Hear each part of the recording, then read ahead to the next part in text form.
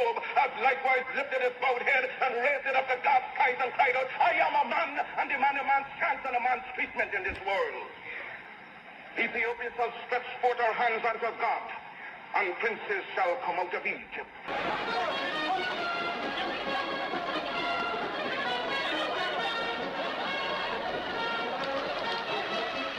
A group of Ethiopian women are among the welcoming crowds.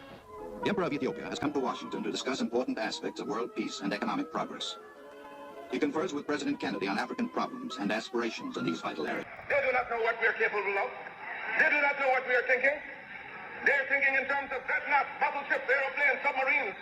You know what we're thinking about? That is our own private business. Give us credit for being able to use our minds. And with people becoming conscious of themselves, determined to use their minds, you do not know to what extent it can go. Liberate the minds of men, and ultimately you will liberate the bodies of men.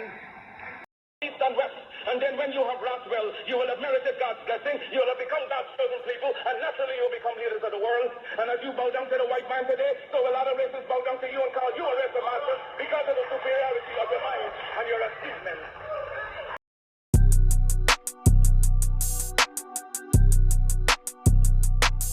Welcome back, family.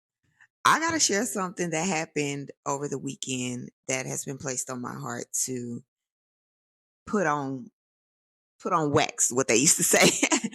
Well, while I was in Atlanta yesterday, day before yesterday, I was intending on recording this yesterday, but for some reason, my device wasn't working.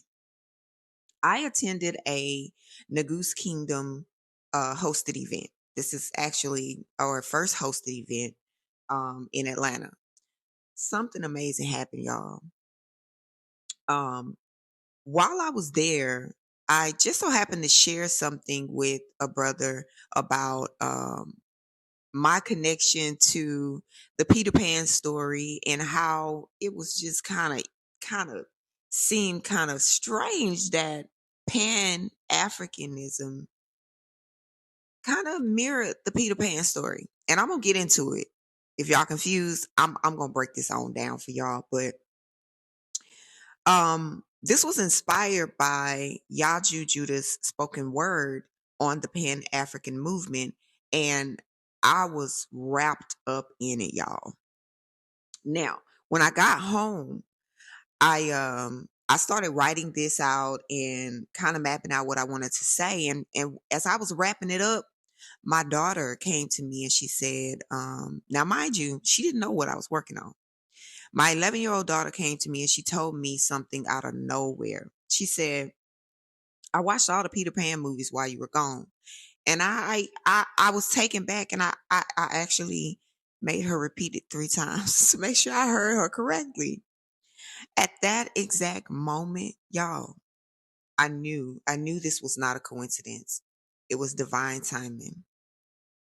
This is not just about Peter Pan or even the Pan-African movement. It is about connecting the dots, awakening to the truth, and seeing through the stories that the world has painted for us.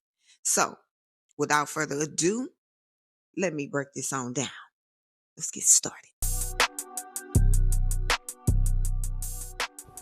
The Peter Pan story takes us to Neverland, a magical place where time stands still and children live carefree, right? Free from the burdens of the adult world. But let's dig a little bit deeper. Why is it called Neverland? And isn't it curious how it sounds so much like the Netherlands, a nation tied deeply to colonism, systematic death, and the exploitation of African people? Y'all know I like to connect dots, right? Here's the connection. The Netherlands, much like other colonial powers, profited from raiding land, stealing culture, and turning people into commodities. Yeah. They were part of the quote-unquote pirates of history. Those who stole not just resources, but the freedom and the identity of countless others. The Pan-African movement, which predates Peter Pan, by the way, by centuries, rose to fight these forces. Leaders like Tewodros II, Marcus Garvey, and others stood as protectors of truth, fighting to reclaim what was stolen and unite us as a people. Now, think about Peter Pan. In the movie, He's referred to as a brother by the lost boys, a protector of those who refuse to conform to the system. Doesn't that sound much like the African diaspora? The idea of brotherhood and sisterhood has always been central to our struggle for justice and unity. Marcus Garvey called us to recognize each other as family, while Tedros II, with his vision of African sovereignty, was a brother to all who dreamed of liberation. But here's the twist. The pirates in the Peter Pan story, they aren't just characters. It's a metaphor for the system itself. The pirates of history, like those from the Netherlands and other colonial forces, created their own Neverlands, places they raided and claimed as their own. They didn't just take treasures, they tried to steal our childlike wonder, the ability to dream freely, to live without fear, and to connect with one another as brothers and sisters. See, the truth is, Neverland isn't just a place of escape. It's a stolen idea. They steal everything. It's the freedom and joy we were all meant to have. But the system, like the pirates, have worked tirelessly to take it from us. They turn real stories, like the Peter Pan story, African movement, into fairy tales, so we dismiss them. They rename, rebranded, and hid our truth behind fiction. See, now when we hear Neverland, we think of Peter Pan's world, but it's not far from Netherland, a colonial force. Most people think of the British or England when you think of the Netherlands. And we see Peter Pan as a brother in the Lost Boys. It mirrors the leaders of the Pan-African movement, who reminded us of our shared mission and identity. But here's the key. The pirates don't win. Peter Pan doesn't let them take Neverland. Just as Tedros II, Marcus Garvey, I keep getting tongue-tied when I say Marcus Garvey. Marcus Garvey and others didn't let the system take our freedom without a fight. They remind us that the spirit of freedom, justice, and unity is eternal. It doesn't belong to the pirates, the architects, or the system. It belongs to us, the brothers and sisters who refuse to forget who we are. So family, the next time you hear Neverland, ask yourself, what truth have been turned into fairy tales? What stories have been stolen and rebranded to keep us asleep? This is not just a reflection, it's a wake-up call. The Pan-African movement shows us that freedom is real, justice is possible, and unity is the key. We just have to wake up, see through the distractions, and reclaim what's always been ours.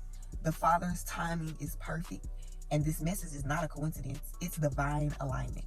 It's time for us to connect the dots, awaken to the truth, and live in the freedom we were always meant to have. Once the gospel is preached, the end will come. Now, that's very important, because what is that gospel? That gospel put us all in that one mind frame. So we can unify, again, so we can walk together. And the reason why we can't walk together is because, disagreements, religion. So I gave y'all a little bit about Ethiopia, and also about Ethiopia, which is mighty funny. You got the Solomonic dynasty. Now everybody knows Solomon, right? The wisest man in the Bible, right? Mm-hmm. How we got a whole Solomonic dynasty with a list of kings don't nobody know about it.